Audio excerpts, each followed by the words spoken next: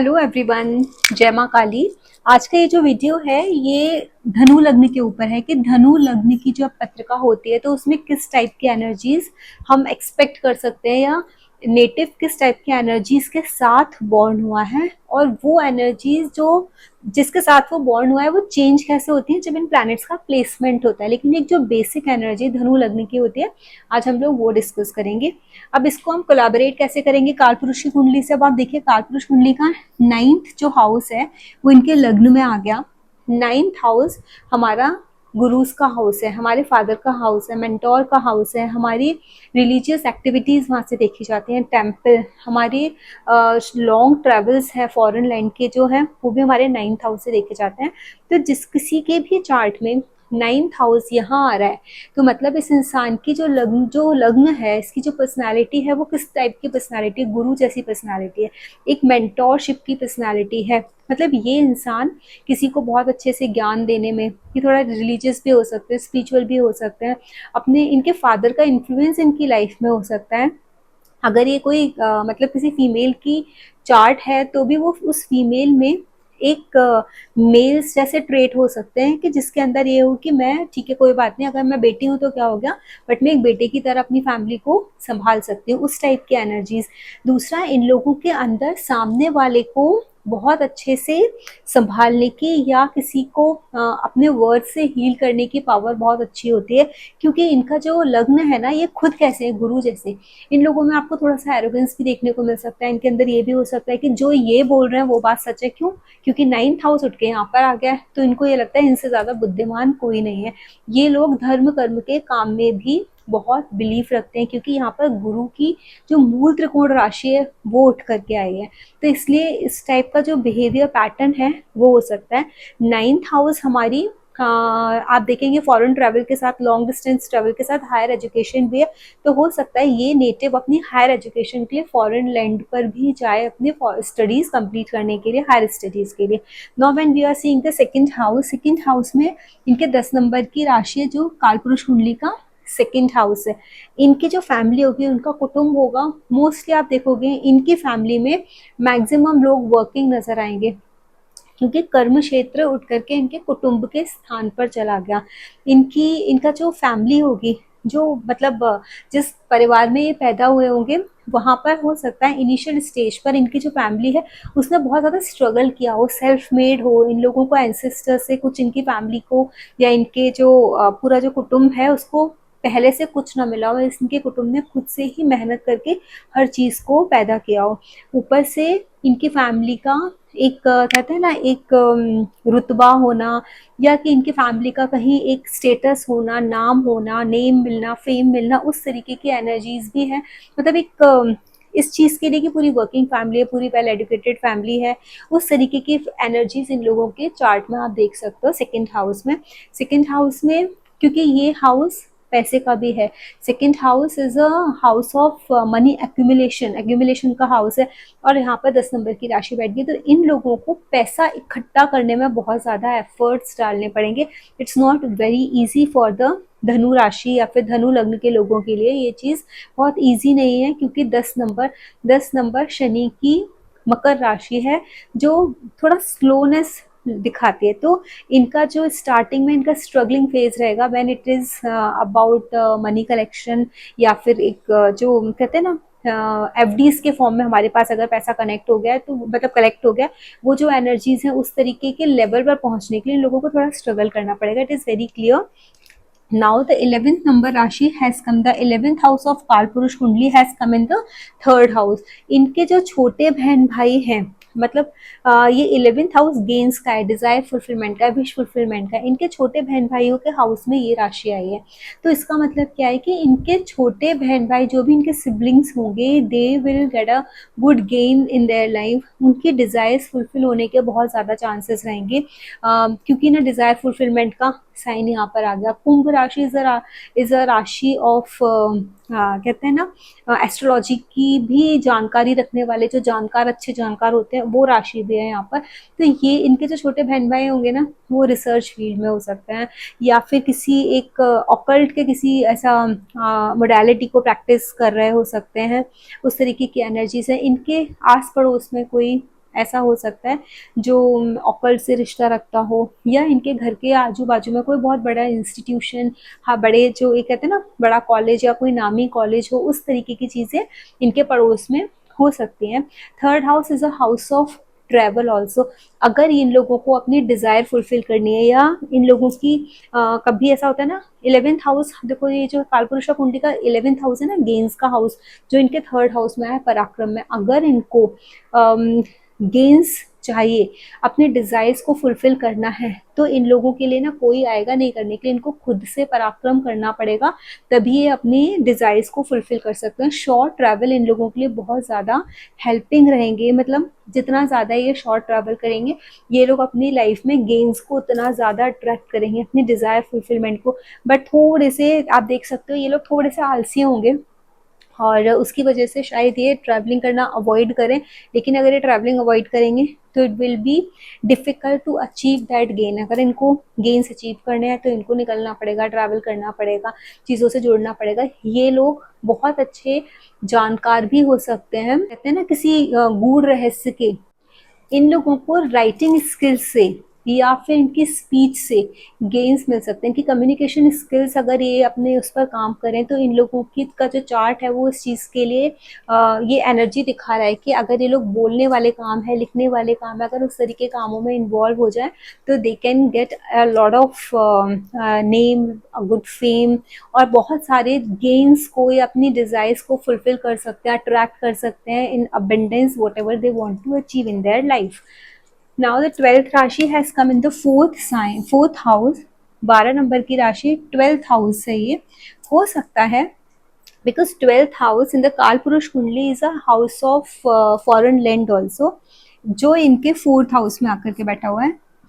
ये एनर्जी बता रही है कि इनकी फैमिली का या इनका खुद का घर फॉरेन में हो सकता है, ये लोग जाकर के फॉरेन में बस सकते हैं इनकी लाइफ में। क्योंकि देखो इनकी एजुकेशन का मैंने बताया फॉरेन एजुकेशन, तो they can go for the higher studies to on the foreign land to study, like you know कोई ऐसा कुछ हायर स्टडीज करना चाहते हैं जिसके लिए इनको फॉरेन जाना हो, वहाँ ये सेटल हो सकते हैं अपनी लाइफ में। और 12 नंबर की राशि क्योंकि इनके 4th हाउस में आई है, तो हो सकता है कि बाहर जाकर के ही परमानेंटली सेटल हो जाए, उस टाइप की एनर्जीज हैं।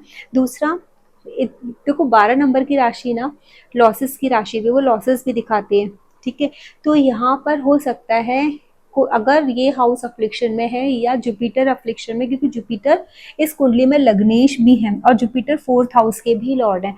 कालपुरुष की नेचुरल कुंडली में जुपिटर यहाँ पर आकर के एग्जॉल्टेशन में जाते हैं। अगर जुपिटर अफ्लिक्शन में है, 4th हाउस अफ्लिक्शन में है, तो इन लोगों को अपने घर में जमीन जायदाद के चीजों में लैंड का, क्योंकि 4th house is the house of भूमि, भवन, वाहन, तो हो सकता है उस जगह इनको कुछ लॉसेस देखने को मिले।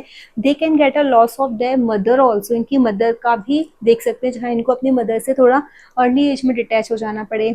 Loss of mother is seen over here, all दो जो मदर का साइन इनके चार्ट में गया भी 8th हाउस में है, जो ये चीज़ ये बताता है कि मदर कैन बी ऑकल्टिस्ट, इनकी मदर को इंटरेस्ट हो सकता है ऑकल्ट में। बट 4th हाउस यहाँ जाना, it shows a lot of ups and downs in their own family, in their own house, तो इस टाइप की एनर्जीज इनके चार्ट में है। 4th हाउस अट्रैक्ट कर रहा है। Now we are talking about the 5th house. 5th house में 1 नंबर की राशि आती है, जो काल पुरुष कुंडली का 1 नंबर है, वो उठ करके इनका 5th हाउस में चला गया। ये बहुत क्लियर साइन देता है आपको कि 5th नंबर एक हमारे लव अफेयर का, हमारी फ्यूचर प्रोस्पेक्ट्स का, हमारी एजुकेशन का, हमारे इंटेलिजेंस का, हमारे मंत्र शक्ति है, स्टॉक मार्केट है, और हमारा लव अफेयर तो मैंने बताया डिस्कस किया, बच्चों का हाउस भी है ये। तो इन लोगों की मैक्सिमम एनर्जी है, या फिर जहाँ इनिशिएटिव लेने का, क्योंकि 1 नंबर का साइन है इनिशिएशन का साइन, जहाँ कुछ चीज़ की बिगनिंग हो रही है, किसी चीज़ की स्टार्टिंग हो रही है। तो ये लोग कैसे है ना, 5 नंबर यहाँ पर आया, फ्यूचर प्लानिंग करने में, अपने फ्यूचर को किस तरीके से प्लान करना है, चीज़ें कैसे करनी है, ये लोग इनिशिएटिव लेंगे। अपनी एजुकेशन में इनको कहाँ पढ़ना है, कैसे पढ़ना है, उस चीज़ के लिए ढूंढना, आगे बढ़ना, किस तरीके से लाइक यू नो किस कॉलेज में जाना है, किस तरीके से एप्लीकेशंस वहाँ पर अप्लाई करना है, एप्लीकेशंस बने, ये सारी चीज़ें ना, उस चीज़ का इनिशिएटिव भी ये लोग अपनी पढ़ाई को लेकर के लेंगे।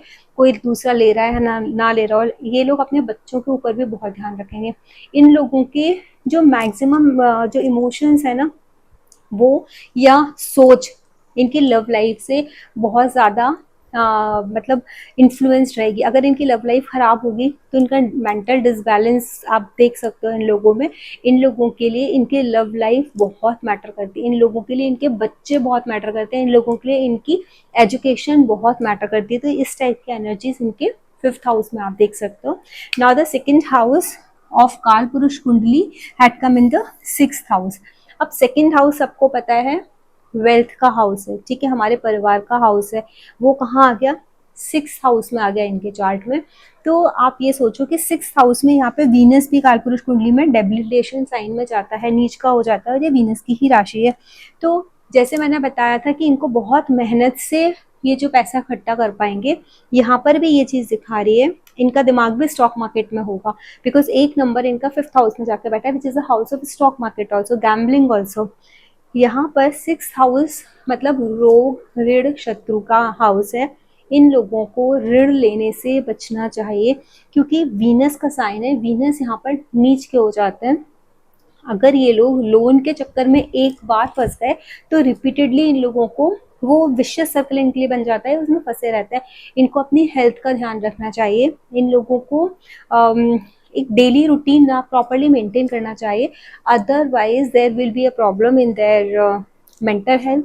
इनके जब भी इनकी मेंटल हेल्थ डिस्टर्ब होगी तो ये इनकी वाणी भी खराब हो जाएगी, ये कुछ भी सामने वाले को बोल देंगे, आउटस्पोकन होंगे, कभी भी कुछ भी बोल सकते हैं। इनके बोलने से लोगों मतलब लोगों के बीच में कभी कभी ऐसा स्टेटमेंट देंगे जो कॉन्ट्रोडिक्टरी होगा, जो एक आर्ग्यूमेंट क्रिएट कर देगा, इनके लिए खुद के लिए एक प्रॉब्लम क्रिएट कर सकता है। तो उस तरीके की एनर्जीज इनके 6th हाउस में है।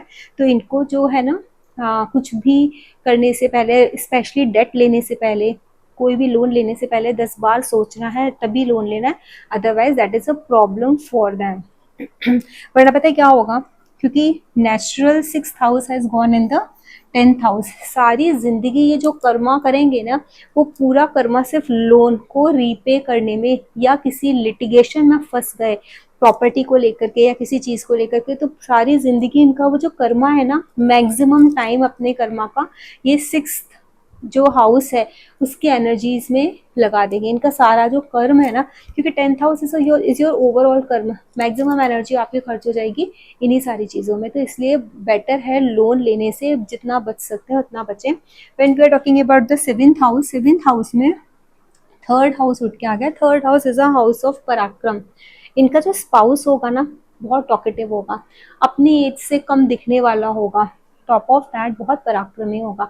अपने पुरुषार्थ, जिसके अंदर ना अपने बाजुओं में दम होता है, अपने तरीके से ही काम करना है, खुद के ऊपर भरोसा रखना है, दूसरों के ऊपर डिपेंड नहीं होना, इस तरीके की एनर्जीज लेकर के इनका स्पाउस होगा।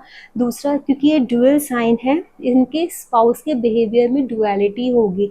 तो यहाँ पर थोड़ा सा जब इनके हाउस मतलब ये 7th हाउस में 3 नंबर का साइन आ रहा है, अगर इनका मरकरी मून के साथ नहीं है या अफ्लिक्शन में नहीं है ये हाउस, सब तो ठीक है। अदरवाइज क्योंकि इनको भी बातों का बहुत शौक होगा इनके स्पाउस को, तो कहते हैं ना एक एनर्जी होती है जहाँ बहुत बात करने वाली, इनको भी बात करने का शौक होगा, इनको भी बात करने का शौक है।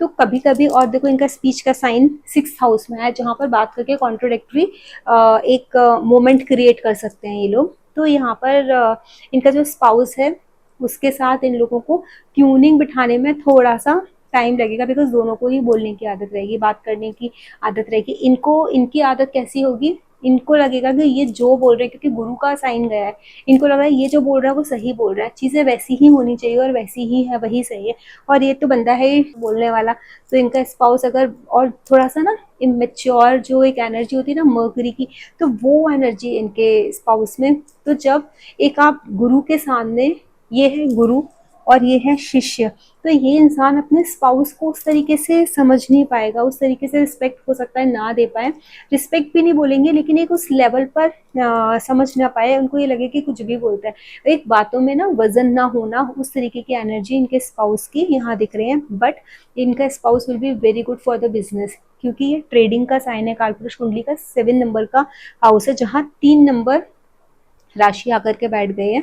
3 नंबर अगेन मर्करी के, mercury represents business, 7th house is also representing trade. तो इनके स्पाउस बिजनेस में बहुत अच्छे हो सकते हैं। डुअलिटी क्योंकि नेचर में है. If he wants to get into the partnership, that would also be good. He will be able to, or she will be able to manage that energy. Now after that, the fourth sign which has come, we have discussed little bit, which has come in the 8th house. तो हो सकता है इस native की जो mother है वो 8th house में, क्योंकि 4 नंबर पड़ा है और 4 नंबर कालपुरुष कुंडली का 4th हाउस है जो इनके 8th हाउस में आया है. इनकी मदर ऑक्कल्ट से हो सकती है, जैसे हमने पहले बताया. इनकी मदर की लाइफ में बहुत ज़्यादा ट्रांसफॉर्मेशन हो सकता है आए हो, क्योंकि मदर 8th हाउस में है. 8th हाउस ट्रांसफॉर्मेशन का हाउस है, उठा पटक का हाउस है, सडनली चीज़ें हो जाने का हाउस है. तो उस तरीके की एनर्जी से डिपेंड करता है इनका मून पूरे चार्ट में कहाँ बैठा है.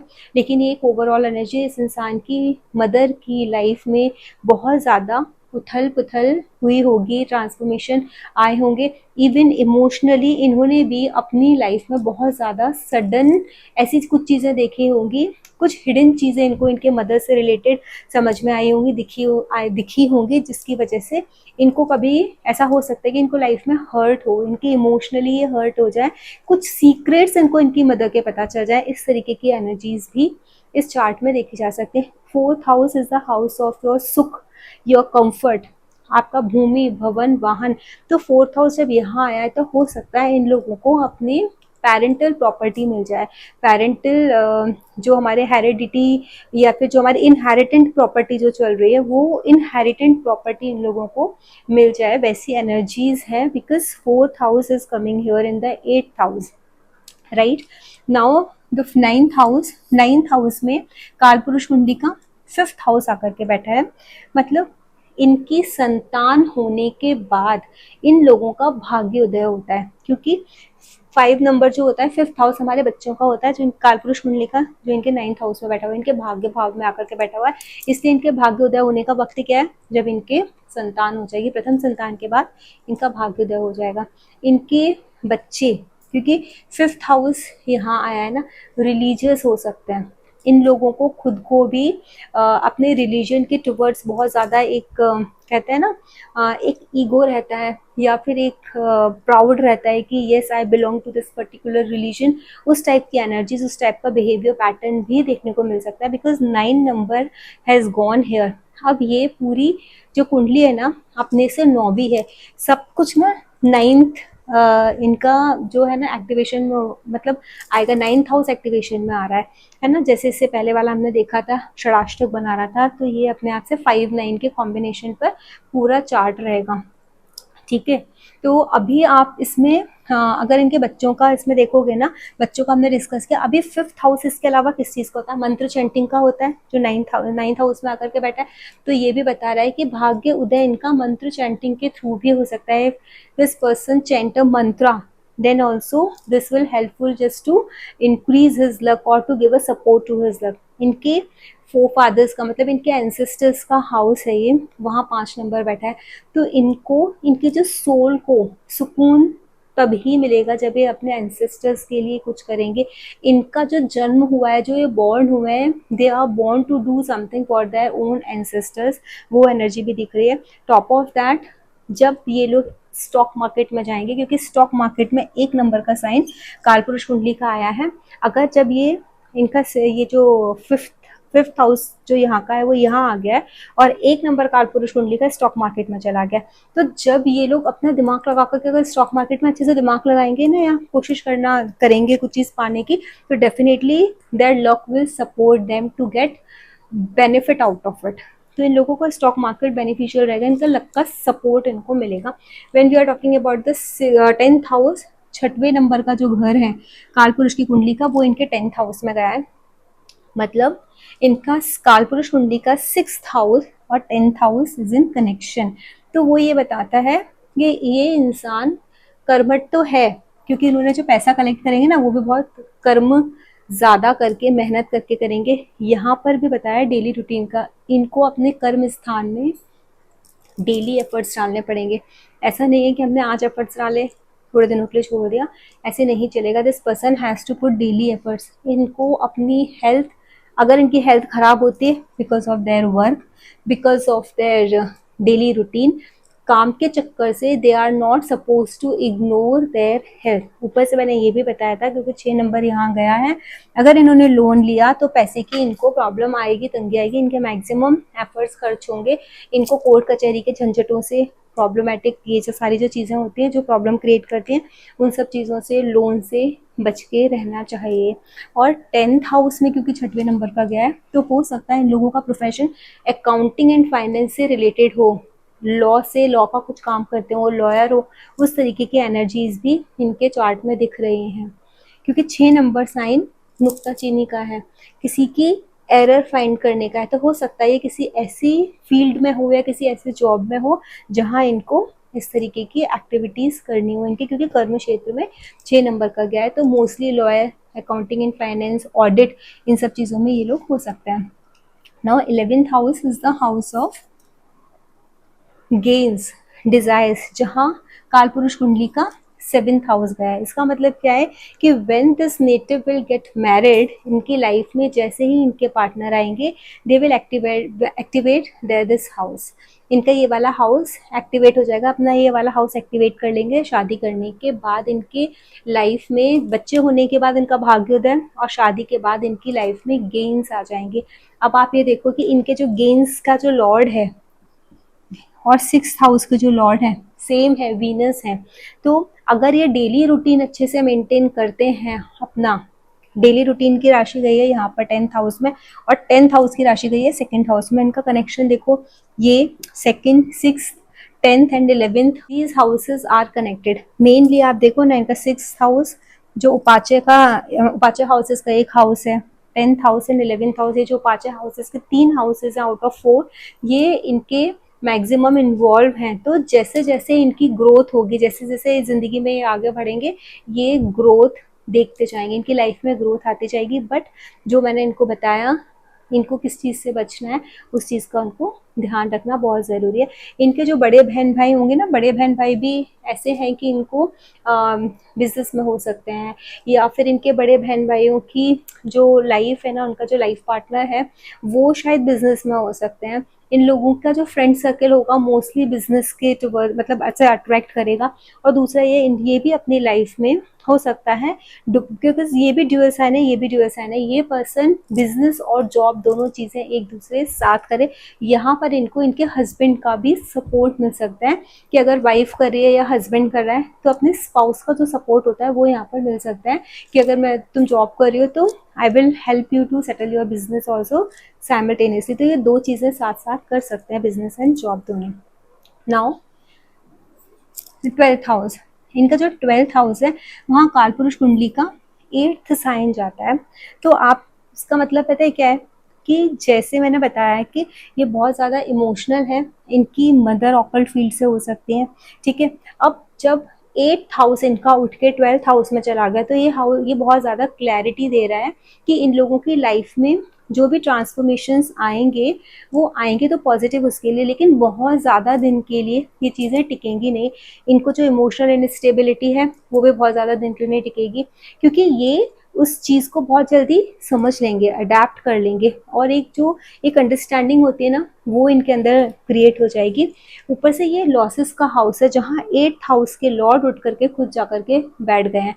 तो वो ये बता रहे हैं कि जितना भी जो सडन ऊपर नीचे इनकी लाइफ में होगा या उथल पुथल मचेगी, वो बहुत ज़्यादा दिन तक टिक नहीं पाएगी, निकल जाएगी। ऊपर से 8th house is the house of समुद्री यात्राओं का भी हाउस है। वो कहाँ है? 12th, फॉरेन लैंड में जाकर के बैठा हुआ है। तो ये इंसान हो सकता है इनकी मदर और ये खुद भी, क्योंकि इनका तो खुद एनर्जी है, इनका घर फॉरेन में दिख रहा है, ये खुद भी फॉरेन एजुकेशन लेते हुए नजर आ रहे हैं। और यहाँ पर इनकी मदर का हाउस जो है 4th हाउस या 8th हाउस में आ गया, समुद्री यात्रा वाला, और वो यहाँ चला गया 12th हाउस में। तो हो सकता है इनकी मदर भी इनके साथ इन फ्यूचर जाकर के after a certain time foreign में सेटल हो जाए। और जहाँ हमको ऐसा दिख रहा था ना कि इनको कुछ सीक्रेट्स पता है इनकी मदर के बारे में, या कुछ ऐसी चीज़ है जिससे जो एक प्रॉब्लम या फिर इमोशनल एक ट्रबल पैदा कर सकते हैं इनके लिए, वो चीज़ें भी ना सेटल होती हुई दिख रही हैं, क्योंकि 8th हाउस के लॉर्ड मतलब 8th हाउस जो कालपुरुष का है वो यहाँ पर आकर के बैठा है 12th हाउस में, जो ये बता रहा है कि बहुत दिन तक ये चीजें नहीं रुकेंगी, चीजें निकल जाएंगी and things will be settled. और यहाँ पर ना एनर्जीज ऐसे दिख रही है इस धनु लग्न की, फॉरेन लैंड पर मैक्सिमम बेनिफिट्स हैं इन लोगों को। अब फॉरेन लैंड का मतलब यही नहीं है कि इंसान जिस कंट्री में रह रहा है उस कंट्री को छोड़ के किसी दूसरी कंट्री में चली जाए, हो सकता है कि ये स्टेट छोड़ के दूसरे स्टेट में भी आप सेटल हो जाओ, वो that is also considered as a 12th house. तो अगर आप लोगों को मेरा वीडियो अच्छा लगा तो इसे लाइक कीजिए, शेयर कीजिए, सब्सक्राइब कीजिए।